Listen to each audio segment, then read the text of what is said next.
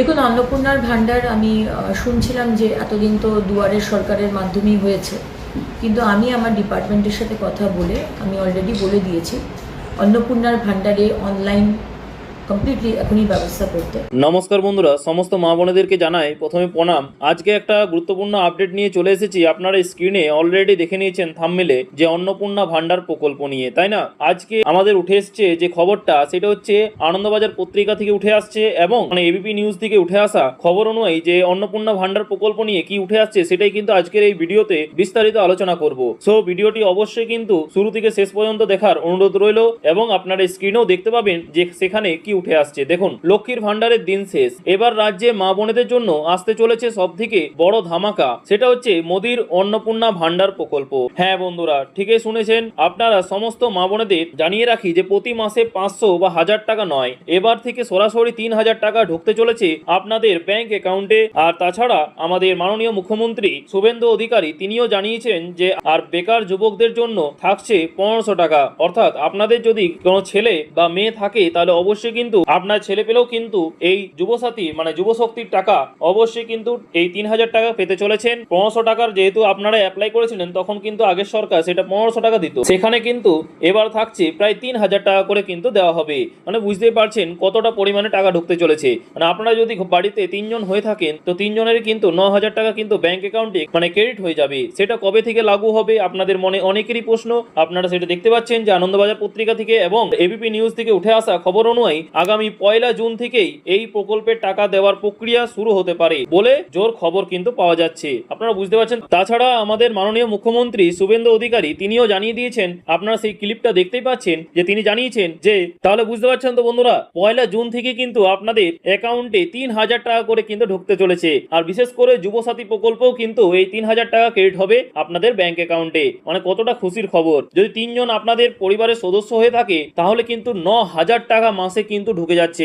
কত বড় একটা অ্যামাউন্ট, ঠিক না? একটা বিশাল বড় অ্যামাউন্ট কিন্তু আপনাদের অ্যাকাউন্টে ঢুকে যাচ্ছে। আর বাদ বাকি কিন্তু আপনাদের যেটা রোজগার করবেন সেটা কিন্তু পুরোটাই রয়ে যাবে। বুঝতে পারছেন? কিন্তু দাঁড়ান, টাকা তো পাবেন, তাই না? তাহলে প্রশ্নটা হচ্ছে যে আমি নতুন আবেদনকারী, আমি এখনো পর্যন্ত যুবসাথী পাইনি, আমি এখনো পর্যন্ত লক্ষ্মীর ভাণ্ডারের জন্য অ্যাপ্লাই করিনি, তাহলে আমি কিভাবে আবেদন করব, তাই না?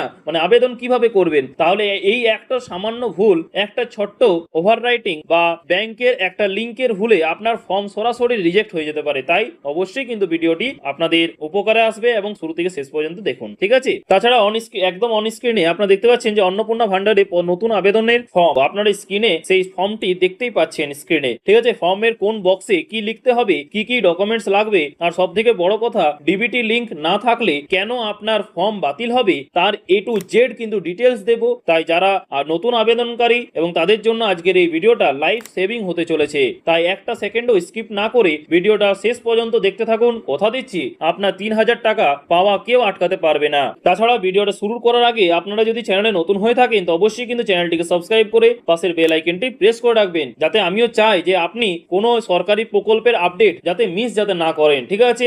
অনেকেই কিন্তু এই গুরুত্বপূর্ণ আপডেটগুলো দেবে না, ঠিক আছে? অবশ্যই কিন্তু এই চ্যানেলের মাধ্যমে আপনারা কিন্তু অনেক গুরুত্বপূর্ণ আপডেট এখান থেকে পেতে চলেছেন। তাই অবশ্যই কিন্তু সাবস্ক্রাইব করে পাশের বেল আইকনটি অবশ্যই প্রেস করে রাখবেন, ঠিক আছে? নতুন কোনো আপডেট পাওয়ার জন্য, ঠিক আছে? আর তাছাড়া তো আমি আছি সমস্ত কিছু প্রবলেম, ঠিক আছে? কিছু যদি ইস্যু হয় তাহলে অবশ্যই কিন্তু আমি অ্যান্সার দেওয়ার চেষ্টা করব এবং আপনাদের তার সলিউশনও কিন্তু দেব, ঠিক আছে? আর আপনি কোন জেলা থেকে দেখছেন অবশ্যই কমেন্ট বক্সে জানাতে ভুলবেন না এবং আপনি কি নতুন আবেদনকারী নাকি পুরনো আবেদনকারী সেটাও কিন্তু জানাবেন। সো বন্ধুরা, শুরু করা যাক। সমস্ত মা বোনেদের জানাই প্রথমে যে আপনারা জানেন যে রাজ্য সরকার পরিবর্তনের পর থেকেই নতুন প্রতিশ্রুতি পালনের কাজ শুরু হয়ে গেছে, তাই না? এতদিন আপনারা লক্ষ্মীর ভাণ্ডার পেয়েছেন, কিন্তু বর্তমান সরকার সিদ্ধান্ত নিয়েছে যে অর্থনৈতিকভাবে দুর্বল পরিবারের মহিলাদের আর্থিক নিরাপত্তা আরো সুনিশ্চিত করতে হবে। তাই লক্ষ্মীর ভাণ্ডারের পরিবর্তে এই অন্নপূর্ণা ভাণ্ডার প্রকল্পের সূচনা। টার্গেট নেওয়া হয়েছে যে সব ঠিক থাকলে আগামী 1 জুন থেকেই কিন্তু উপভোক্তাদের অ্যাকাউন্টে এই 3000 টাকা ঢোকার প্রক্রিয়া শুরু হয়ে যাবে। তাই আমাদের হাতে সময় খুব কম। ফর্ম রিলিজ হলেই কিন্তু যাতে আপনি সবার আগে নির্ভুলভাবে ফর্মটা জমা দিতে পারেন তার প্রস্তুতি আজ থেকে কিন্তু শুরু করে দিন। সো বন্ধুরা, আপনারা এখন অন স্ক্রিনে দেখতে পাচ্ছেন যে মোদির অন্নপূর্ণা, আমাদের প্রধানমন্ত্রী নরেন্দ্র মোদীর এবং আমাদের মুখ্যমন্ত্রী মুখ্যমন্ত্রী শুভেন্দু অধিকারী, ঠিক আছে, তিনি সেই অন্নপূর্ণা ভান্ডারের প্রকল্প এর আবেদনের ফর্ম আপনার স্ক্রিনে সেটা দেখতেই পাচ্ছেন। ডান দিকে ওপরে দেখুন লেখা আছে আবেদন নম্বর এবং তারিখ। এই বক্স দুটোতে আপনারা ভুলেও কিছু লিখবেন না, ওটা অফিসাররা কিন্তু ফিল আপ করবেন, ঠিক আছে। আর ফর্ম ফিল আপে শুরু করার আগে 3টে কোড়া কিন্তু নির্দেশিকা মাথায় রাখবেন। এর পুরো ফর্মটা বড় হরফে বা ক্যাপিটাল লেটারে কিন্তু ফিল আপ করবেন, ঠিক আছে। এটা খুবই গুরুত্বপূর্ণ কথা, ছোট মনে হলেও কিন্তু বড় সড়ো এটা ইফেক্ট পড়ে। তাছাড়া 2 হচ্ছে কোনো তথ্য যেন মিথ্যা না হয়, ঠিক আছে, যারা বিশেষ করে নতুন আবেদনকারী, নাহলে কিন্তু ফর্ম রিজেক্ট হয়ে যাবে এবং আপনি এই 3000 টাকা থেকে বঞ্চিত হয়ে যাবেন। এবং 3 হচ্ছে সব ডকুমেন্টের জেরক্সের নিচে নিজের সই বা সেলফ অ্যাটেস্ট, ঠিক আছে, করতে হবে। মানে সেলফ অ্যাটেস্ট অর্থাৎ নিজের সই কিন্তু ওখানে করতে হবে। সেটা কিন্তু প্রথম অক্ষরটা বড় এবং বাকি অক্ষরগুলো ছোট হলেও চলবে। চলুন এবার মূল ফর্মে ঢোকা যাক, ঠিক আছে। এতক্ষণ হলো ইনফরমেশন দিলাম, তারপর দেখুন এবারে ফর্মটা কিভাবে ফিল আপ করবেন। দেখুন ফর্মের প্রথমেই আছে এক হচ্ছে আবেদনকারীর ব্যক্তিগত তথ্য, খুব মন দিয়ে দেখুন, ঠিক আছে।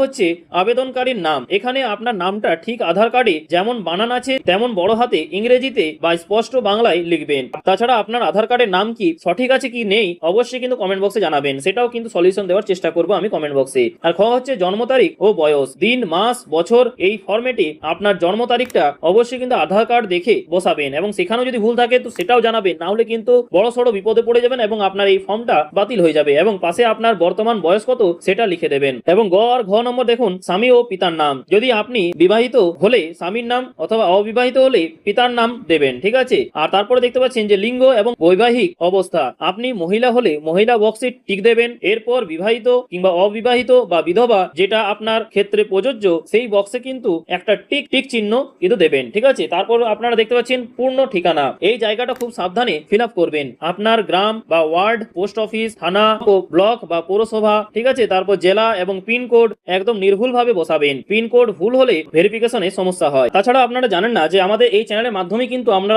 আগের সরকারের ক্ষেত্রেও আমরা বলেছিলাম যে আপনারা যারা মহিলা যারা লক্ষ্মীর ভান্ডার পেয়ে থাকেন তাদের জন্য কিন্তু ক্ষেত মজুরের টাকাও কিন্তু আপনারা পাবেন 2000 টাকা, ঠিক আছে। আপনারা অ্যাপ্লাই করুন, কিন্তু আপনারা হয়তো অন্য চ্যানেলের মাধ্যমে আপনারা সেই জানকারিটা কিন্তু পাননি। আমাদের এই চ্যানেলের মাধ্যমে অনেকেই কিন্তু জানকারিটা পেয়েছেন এবং অনেকে ফিল আপ করেছেন এবং 2000 টাকা করে পেয়েছেন প্রথম কিস্তি। কিন্তু ইতিমধ্যে যেহেতু সরকার বদল হয়েছে তো সেই টাকা আর কিন্তু এখন আর পাওয়া যাবে না, কিন্তু 2000 টাকা কিন্তু অনেকের বেনিফিট কিন্তু পাওয়া হয়েছে এবং পেয়েছে। আপনারা সেটা অনেকে জানতেন না এবং আমাদেরকে যারা ফলো করেন অবশ্যই কিন্তু জানতেন, ঠিক আছে। আর ওনারাও পেয়েছেন, ঠিক আছে। তারপরে আপনারা দেখতে পাচ্ছেন মোবাইল নম্বর এবং আধার নম্বর। মোবাইল নম্বরটা অবশ্যই সেটা দেবেন যেটা আপনার কাছে সব সময় চালু থাকে এবং যেটা আধারের সাথে লিংক করা আছে। আর আধার নম্বরটা 12 ডিজিটের বক্সে পরিষ্কারভাবে লিখে দেবেন। এবার আসছি ফর্মের সব থেকে ট্রিকি জায়গায়, যেটা হচ্ছে পরিবার সম্পর্কিত তথ্য। প্রথমে আপনার পরিবারে কজন সদস্য আছেন সেটা লিখবেন। এরপর চেয়েছে যে বার্ষিক মোট পরিবারের আয় কত, এখানে এমন একটা অ্যামাউন্ট দেবেন যেটা আপনার ইনকাম সার্টিফিকেটের সাথে মেলে। আর হ্যাঁ, অবশ্যই কিন্তু খেয়াল রাখবেন যে বেশি আয় দেখালে কিন্তু ফর্ম রিজেক্ট হতে পারে, কারণ এটা আর্থিকভাবে দুর্বলদের জন্য। তারপর হচ্ছে রেশন কার্ড, দেখুন আপনার ডিজিটাল রেশন কার্ডের নম্বরটা বসাবেন এবং আপনার কার্ডটি কোন ক্যাটাগরির AAY না PHH না SPHH সেই বক্সে কিন্তু টিক দেবেন। আর তারপর দেখতে পাচ্ছেন আপনার যদি BPL বা অন্তর্দয় কার্ড থাকে তবে তার নম্বরটা ওর দাগে বসাবেন, ঠিক আছে, না থাকলে ফাঁকা ছেড়ে দেবেন। আর এরপর তারপর আপনারা দেখতে পাচ্ছেন যে আপনার নিজস্ব বাড়ি না ভাড়া বাড়ি, আপনার বর্তমান পেশা কি এবং আপনার মাসিক আয় কত সেটা পরিষ্কারভাবে ফিল আপ করবেন। এরপর চলে আসি তো বন্ধুরা, এবার চলে আসি যে ব্যাংক ডিটেলস এবং DBT ওয়ার্নিং। দেখুন আপনাদের মধ্যে যে ফর্মটা দেওয়া হয়েছে সেটা দেখুন আমরা দেখতে পাচ্ছেন। তো বন্ধুরা এবার যে পয়েন্টটা নিয়ে কথা বলবো সেটা যদি ভুল করেন তাহলে কিন্তু ফর্ম ফিল আপ করা আর না করা সমান, তাই না। ব্যাংক অ্যাকাউন্টের তথ্য, আপনার ব্যাংকের নাম, অ্যাকাউন্ট নম্বর এবং IFSC কোড পাসবই দেখে অক্ষরে অক্ষরে মিলিয়ে লিখবেন যে অ্যাকাউন্টটি সেভিংস নাকি কারেন্ট, তাতে টিক দেবেন, ঠিক আছে। আর সবচেয়ে বড় ওয়ার্নিং হচ্ছে যে এই অন্নপূর্ণা ভান্ডারের টাকা সরাসরি অ্যাকাউন্টে আসবে, তাই আপনার অ্যাকাউন্টের সাথে DBT অর্থাৎ ডাইরেক্ট বেনিফিট ট্রান্সফারের বা আধার সিডিং লিংক করা থাকাটা একদম বাধ্যতামূলক। যদি আপনার ব্যাংকে DBT লিংক না থাকে সরকার থেকে টাকা রিলিজ হলেও কিন্তু আপনার অ্যাকাউন্টে টাকা ঢুকবে না, পেমেন্ট ফেল হয়ে যাবে। তাই আজই কিন্তু ব্যাংকে গিয়ে চেক করুন যে আপনার অ্যাকাউন্টে DBT অর্থাৎ ডাইরেক্ট বেনিফিট ট্রান্সফার অ্যাক্টিভ আছে কিনা, না থাকলে অবশ্যই কিন্তু আগে ওটা করান, তারপর ফর্ম জমা দেবেন। এরপর চলে আসি প্রয়োজনীয় কাগজপত্র বা ডকুমেন্টস। দেখুন এবার দেখে নিন যে ফর্মের সাথে কি কি জেরক্স আপনাকে পিন আপ করে দিতে হবে, ঠিক আছে। মানে পিন আপ করে দিতে হবে মানে বুঝতেই পারছেন, তার সাথে সাথে কি দিতে হবে, মানে কি কি ডকুমেন্টস দিতে হবে, ঠিক আছে। ফর্মে 4 নম্বর প্রয়োজনীয় নথিপত্র সেকশনে যে লিস্ট আছে আপনি যেগুলো জমা দিচ্ছেন সেটা হচ্ছে সেইগুলোর বক্সে টিক দেবেন। দেখুন 1 হচ্ছে আধার কার্ডের জেরক্স, 2 হচ্ছে রেশন কার্ডের জেরক্স, 3 হচ্ছে BPL কার্ডের জেরক্স যদি থাকে, আর 4 হচ্ছে ব্যাংক পাসবুকের প্রথম পাতার জেরক্স যেখানে অ্যাকাউন্ট নাম্বার ও ছবি থাকে, আর 5 নম্বর হচ্ছে বাসস্থানের প্রমাণপত্র প্রমাণপত্র, এর জন্য ভোটার কার্ড বা ইলেকট্রিক বিল দিতে পারেন। আর 6 হচ্ছে আয়ের প্রমাণপত্র যদি থাকে। 7 হচ্ছে এবং 1 কপি পাসপোর্ট সাইজ ছবি, যেটা ফর্মের ওপরে আঠা দিয়ে সেটে দেবেন, ঠিক আছে।